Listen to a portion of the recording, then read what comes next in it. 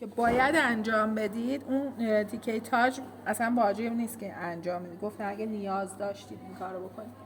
حالا برای اینجا چون که من بالا تنم باز نمیشه، یه تیکش بیشتر باز نمیشه و محدودیت فضا دارم، میام از بالشتک استفاده میکنم.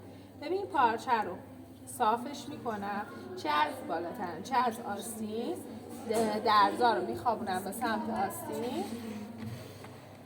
و اتوش میکنم.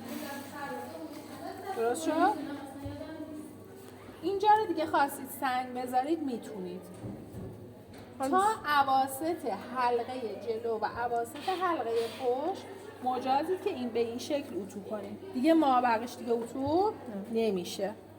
ببین به این شکل. این ورم همینطور. سر آستین که پفکیه رو نمیشه یک پفش یکم بخوابیم؟ باید باشه همین شکل.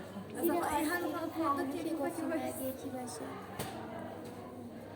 میخوام کجا تا کجا رو گفتیم؟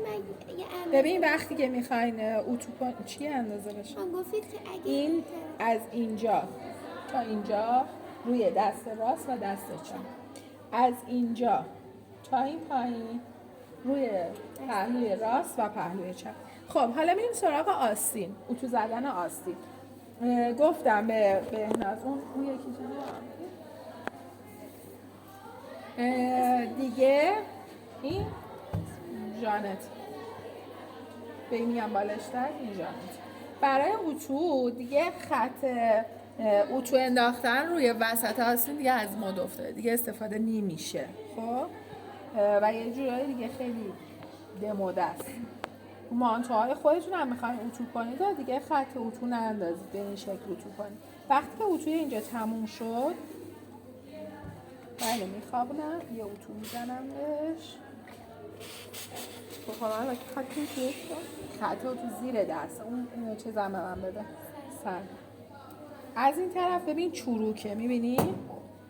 برای برطرف شدن این چروک اگر ژانت دارید که بندازید تو ژانت، اگر ندارید اینو این شکلی بخوابونیدش رو کار.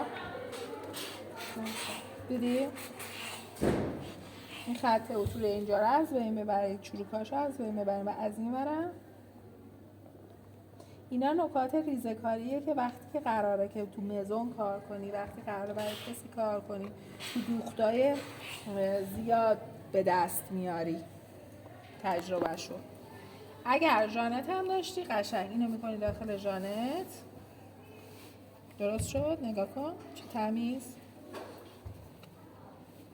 ولی طبیعیه که اگه مثلا تو انجام ندی کامل نمی‌فهمی. نه دیگه 100%.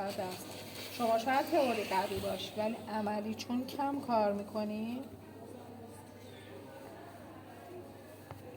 خب ببین همینجور میچرخ